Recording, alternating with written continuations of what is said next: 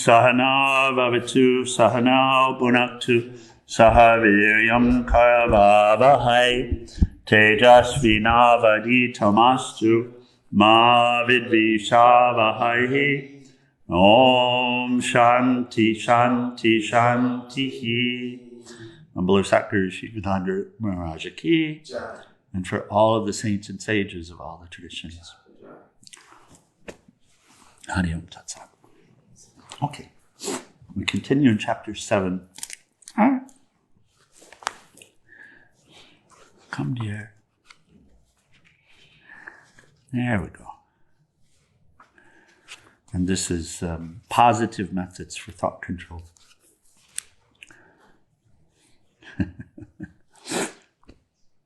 Daily discipline of thoughts, we discussed briefly. Daily discipline of thoughts. So understand that what Swami Sivananda is helping us to do is have a mind that becomes trustworthy, and this is hard. You can't actually trust it, which is why you have to oversee it, but it becomes more and more worthy of trust. Having said that, it still requires supervision. So, daily discipline of thoughts, he would say it has to be daily, it has to be regular. We can't let up our guard, because as soon as we let up our guard, some old tendency will emerge, and if we don't catch it right away and nip it in the bud, which was the term we used yesterday, then before we know it, it's snuck in, and we find ourselves,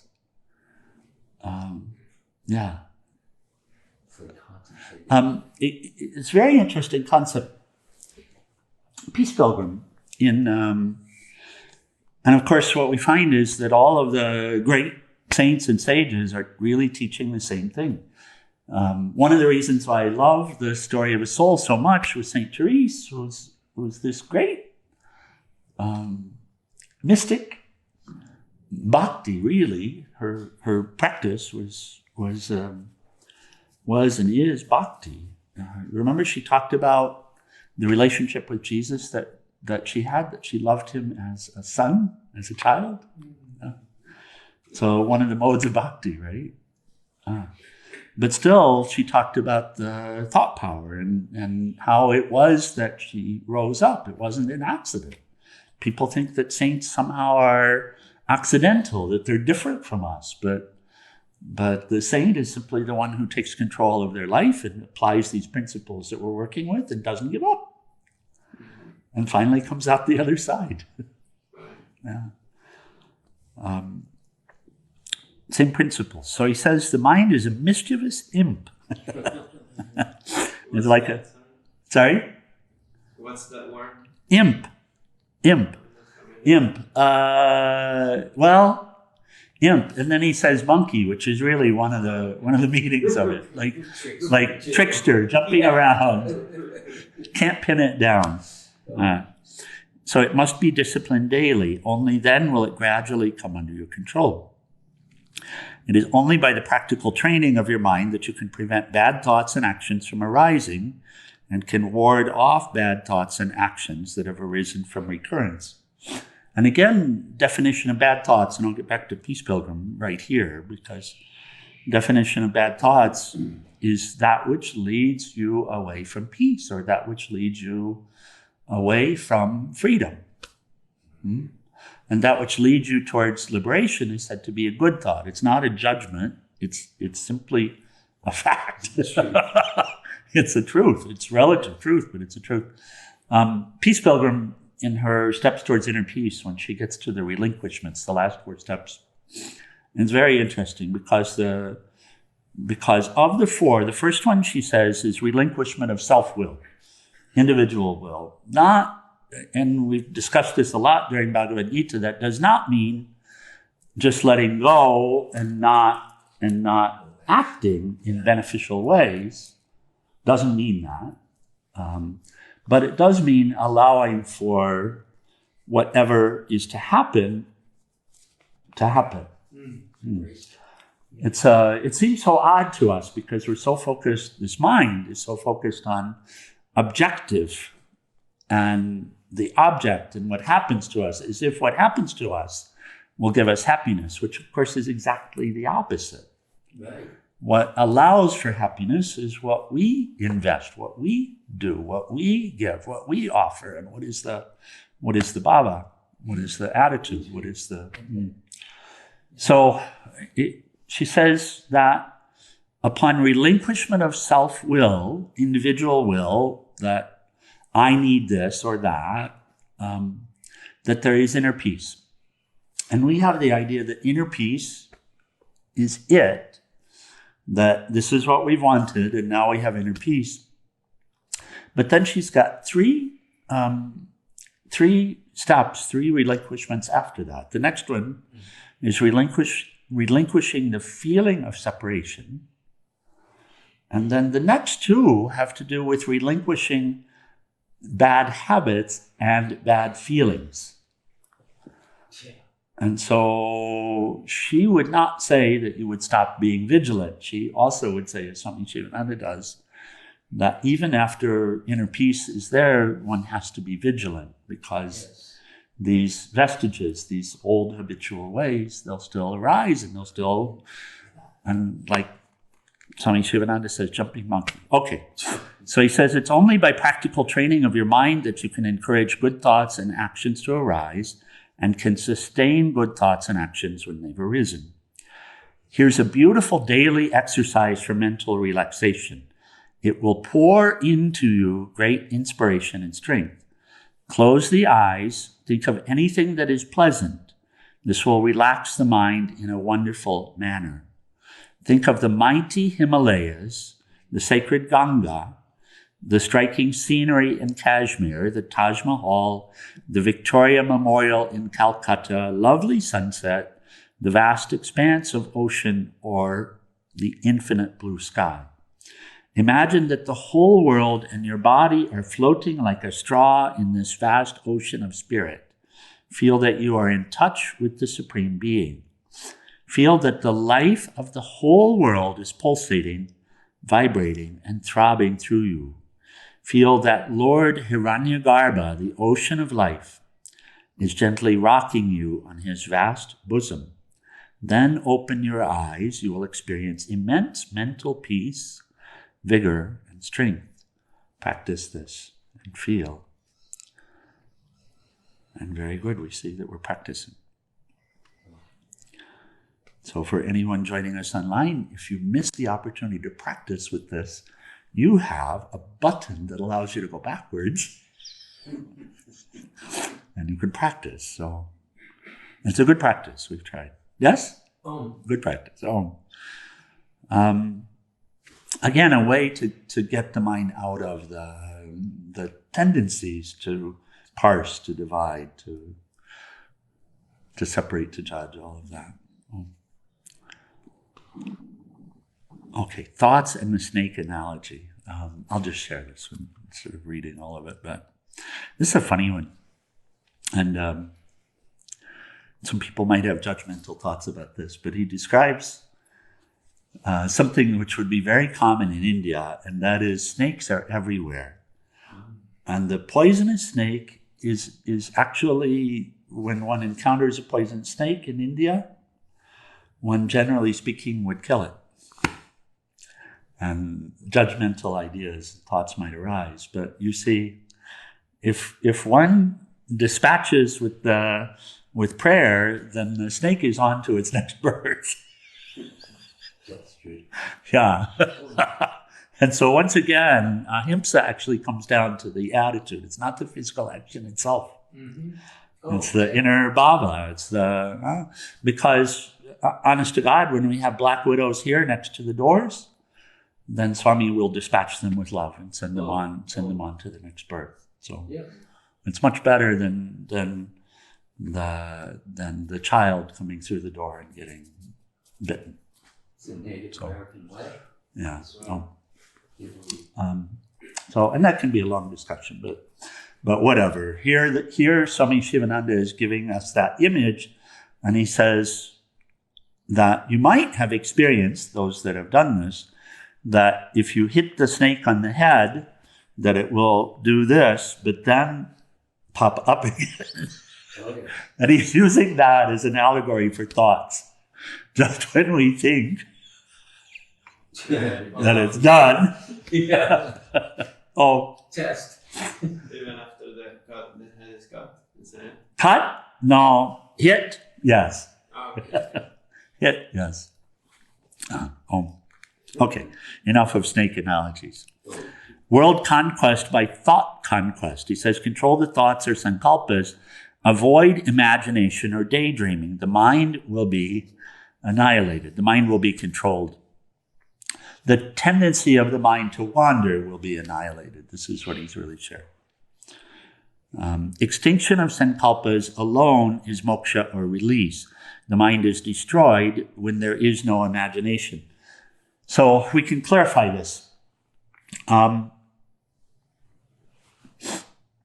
What we experience with worldly mind, or the mind that's not controlled, what we experience is that whenever we have a sense experience, the sankalpas will arise. That's nama rupa, the name and form, that tendency to see a thing and for the name of it to arise. Yeah. Yes? So you see, and the name Hanuman arises. Yes? Now that's okay, relatively speaking. Right. But then, let's say that we're out in the world and the name Bill arises, and then the imagination begins. Right? Which is the story about my relationship with Bill. Mm-hmm. Yes? Okay. So he's saying that process is causing you to suffer. That process is immediately taking you out of the reality of the situation, which is an eternal reality, which is that you are spirit, and spirit is what's here, and it takes you into the story. And we understand, people love stories, it's all fine. But it's as if you're being dragged into the story. Yes? Yeah. And now, where did God go? God exists as long as you think of God. In other words, God is eternal. God is always here. The presence is always present. Okay. Except when you don't think about it. In other words, except when you're not present with it. And so in this way, thought works to take us out of the presence of what's present. Right? And so when you look, you see that tendency to imagine. Now, there is a practice of using that imagination related to the leelas and such, especially in the bhakti tradition, where instead of using this process of imagination to, or we should say better, it using us. Right. Right, and that's really what's happening. The process, generally speaking, worldly life, the process of imagination is using us because it takes us over. See if that makes sense for those joining us online as well. Swami Chidananda, he has this beautiful talk, and we've watched it, generally speaking, in our silent retreats, the week-long silent retreats in particular, Mind, Its Mysteries and Control. And Swami Sivananda had written the book, Mind, Its Mysteries and Control. And Swami Chidananda is talking about the mind, and he's joking about it. And he says, this mind, this human mind, it remembers what you don't want it to remember, and it forgets what you want it to remember. So it forgets what you want it to remember. You want to remember, and you want, therefore, it to remember that I'm not separate, that you and I are one. We want it to remember not to go to the differences between us, but the unity of us. We want it supporting the movement of peace within and without. Yes? So we want it remembering what's important. but it seems to forget what's important and remember what's not important. Remember what's divisive. And so this is what's happening when this imagination is using us. And so this is this process of sankalpa, the arisings within the mind. Bill, and what kind of a person is Bill? Well, I like Bill, I don't like Bill. Bill did this, Bill did that. I remember the time when he went there. And where are we during the process? And then, oh my God, when it's in the presence of the whole pleasure-pain thing, the whole raga-dvesha thing, which is, Judy. Oh my God, Judy is so cute. Oh, I would love to be with Judy. And all of these imaginations. So he says that we want actually to annihilate that, and that it can be annihilated. What does that mean? The potential is here with us through practice to break that, to stop it. Yeah. And I share the story sometimes of the waterfall story. And seeing that sankalpa begin to arise and all this imagination about what? Imagination about all the waterfalls I'd seen before and how this one compared to all of those, which is seemingly a constant for us in the mind. We taste a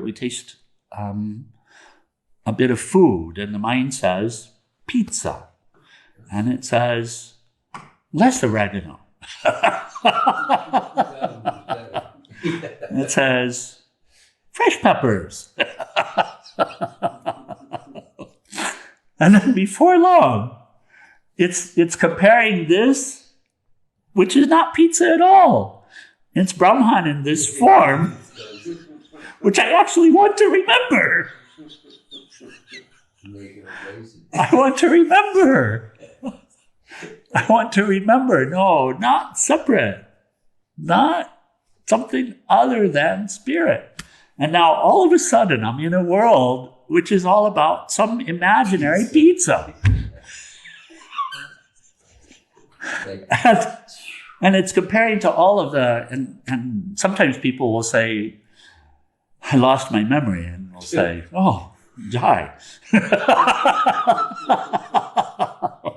But in reality, the memory is amazing because and you know how much is there if you have a slice of pizza.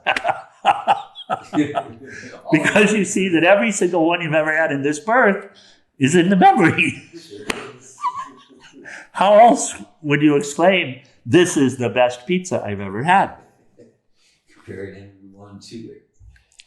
Just comparing this, which is an imaginary slice of pizza, to every imaginary slice of pizza that I had before. That's sankalpa. When he's talking about sankalpa, that's sankalpa. And we take it to be a normal process.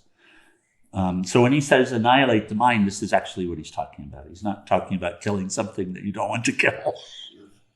Right. Tell him to stop. He's stopping it, yeah. He's practicing in a way that process stops. Swami Premananda, I'll use his example again, and I shared this a couple of days ago. I was talking with Gajananam and asking for update on Swami Premananda. Anyone who meets Swami Premananda, if they're open, and most people when they meet him, they're open enough to recognize the love. And Swami Premananda will always greet you. He doesn't greet you by name, it's interesting, but you don't notice it. Because he greets you so deeply from such a deep place of love. In other words, he's fully present. You come and he's there and he greets you and he'll slap you on the back or whatever is appropriate with the person that's coming. And the first thing he'll do is, so genuine, so loving, have you eaten? Would you like it? Could we make some tea for you? Yeah. And then like that. And anyone who shows up with him, it's this. And he shared a story with me. He said, someone had come and visited him, and they were actually quite aggravated with him that he didn't remember their names.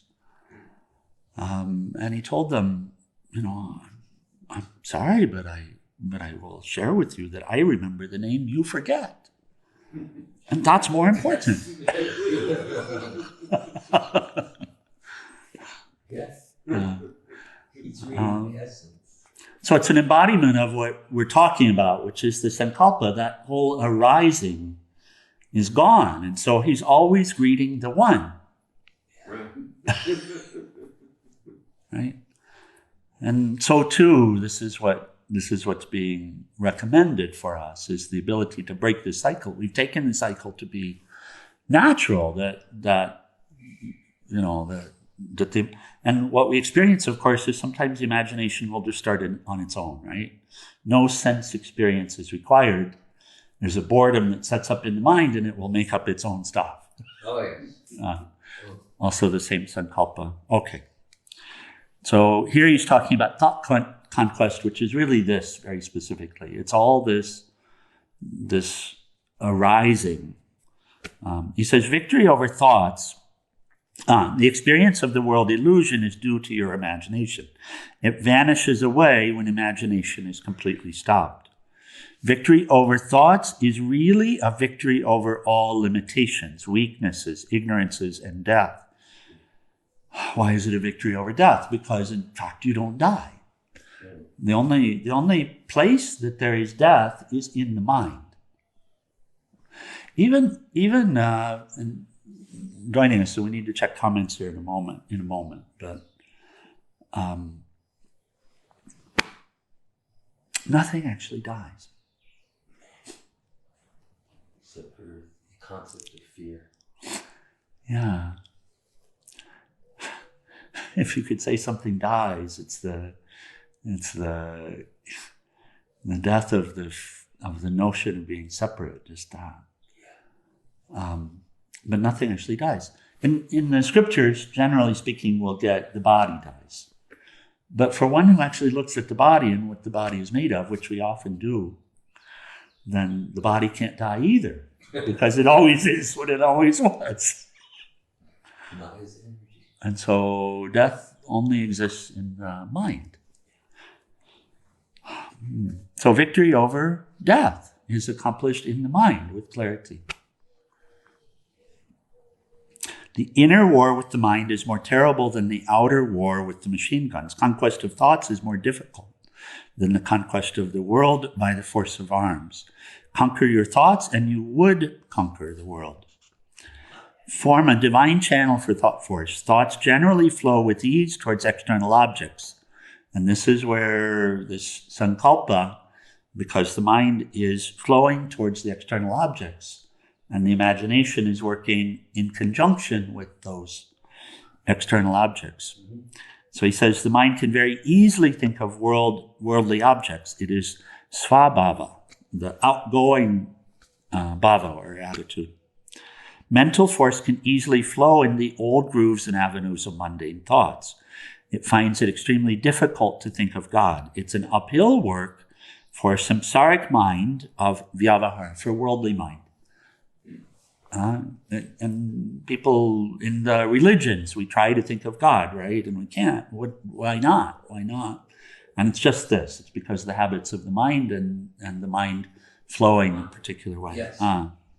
So needing training. The difficulty in weaning the mind from worldly thoughts, from external objects and fixing it on God is the same as in making the Ganga flow towards Gangotri instead of its natural flow towards Ganga, Sagar. Still, through strenuous efforts and tyaga, sacrifice, it must be trained to flow towards God, much against its will, if you want to free yourself from birth and death. There is no other go if you want to escape from worldly miseries and tribulations. Role of vigilance. It's difficult to fix the mind on one thought in the beginning. So diminish the number of thoughts. Try to think of only one subject we've discussed. If you think of a rose, you can have all sorts of thoughts connected with the rose only. You can think of different kinds of roses that are grown in different parts of the world. You can think of the various preparations that are made out of roses and their uses. You can allow even thoughts of other kinds of flowers to enter, but do not entertain thoughts of fruits and vegetables. Check the aimless wandering state of the mind. Do not have thoughts at random when you think of Rose. Gradually, you can fix the mind on one thought only, and you'll need to discipline the mind daily. Eternal vigilance is needed in thought control. And finally, watch and spiritualize your thoughts. Watch the thoughts, control the thoughts. Be a witness of your thoughts. Rise above thoughts and dwell in that pure consciousness where there is no thought. And for those that join us that hear what we're talking about and recognize the difficulty of it and want an easier way, what we're wanting is that ease to be uninterrupted. What we're wanting is that ease to be uninterrupted. And we hold on to the idea that if I have a proper set of external circumstances, then I will be at ease and it will be uninterrupted. And if there's an interruption, it's somebody's fault. We hold on to that notion and idea. So most of us, when we come to ashram, for example, we're looking for a place where we will be at ease because those external factors will be controlled. And it seems that way for the first week. For the first week, it seems like that in ashram. Yes. But then we learn something completely different. And so the reality of our situation is the disturbances are in this mind, not outside. And really, the things happening outside are happening for our own benefit in order to see I need to have a controlled inner environment. So please forgive, but for one who wants to be at peace and stay at peace, these practices are required. Understanding of thought power is required. And the sadhana, which is not easy, is required. Because otherwise something will disturb you. And by the way, at the moment of death, which only exists in the mind, but the uncontrolled mind will absolutely bring it at that moment. And great fear will be there, and great disturbance will be there at the exact time that you want to be at absolute peace. And so absolute peace is possible by taking these steps to control the mind. And then, as Swami Sivananda is sharing, rise above the thoughts and dwell in that pure consciousness where there is no thought. And then one really begins to experience this, and this is the potential for us. The subtle impressions, tendencies, desires, and passions lying in the depths of the subconscious have a tremendous effect on your conscious life. They should be purified and sublimated. They must be given a spiritual turn. And this is why the work is so hard and why it requires a sustained commitment. Because at the surface, it seems like everything is fine on a good day. But then somebody says something or something happens, and we suffer from the arising, which is rising up from the subconscious mind, which is some tendency born of some past choices. And that is possible to be free of, but only with this work. But with this work, it is controlled. With this work, the subconscious is resolved. With this work, you're not any longer suffering from negative reactions that take you away from the presence of that which is present. And then sadhana becomes natural state. Sadhana opens up life. Yeah. So he says they should be purified and sublimated. Fear, strong dislike, buried hatred, these are all subconscious. Prejudice, this is better than that. Intolerance, anger, lust, disturb the action of the subconscious mind. Cultivate virtues, purify and strengthen the subconscious mind. Desire, greed, etc. enslave and obscure the mind, which must be freed and restored to its pristine purity to reflect truth and practice meditation. The lower impulses belong to the physical body and the mental plane. When the mind does not function owing to the absence of vasanas, the mental impressions and subtle desires, then arises the state of manonasa, or annihilation of the mind. Peace. Yeah. Peace. Oh. Okay, so that closes chapter 7. We'll pick up with chapter 8 tomorrow morning, which is the patterns of thought culture. Thank you.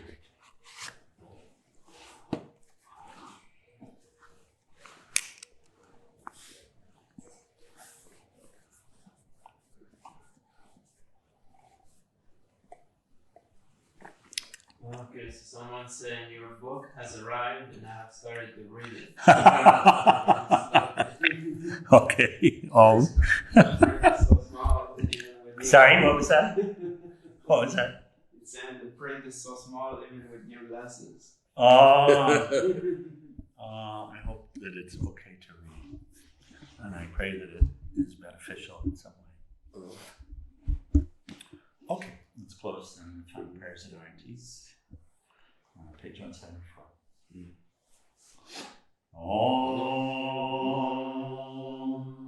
Om Trayambakam Yajamhe Surandip Vishnivardhanam Orvai Ruknivamandinam Mritor Mokshayamamritat Om Trayambakam Yajamhe Surandip Vishnivardhanam Orvai Ruknivamandinam Mritor Mokshayamamritat Om Trayambakam Yajamhe Sugandim Vishnivardhanam Orvai Ruknivamandinam Mritor Mokshayamamritat Om Sarvesham Sastir-Bhavatu Sarvesham Shantir-Bhavatu Sarvesham Purnam Bhavatu Sarvesham Mangalam Bhavatu Sarve Bhavantu Sukhinah, Sarve Shantu Niralamaya, Sarve Bhadrani Pashyantu, Makashti Dukapavare, Asato Ma Sakamaya, Tamaso Ma Jyotirgamaya, Mrityur Ma Mritam Gamaya, Om Purnamida Purnamidam Purna Mudashyate, Purnasya Purnamadaya Purnameva Vasishate Om Shānti Shānti Shānti.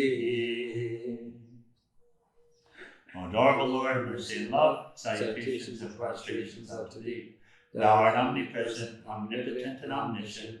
Thou art Satchidananda. Thou art existence, knowledge, and bliss absolute. Thou art the indweller of all beings. Grant us an understanding heart, equal vision, balanced mind, faith, devotion, and wisdom.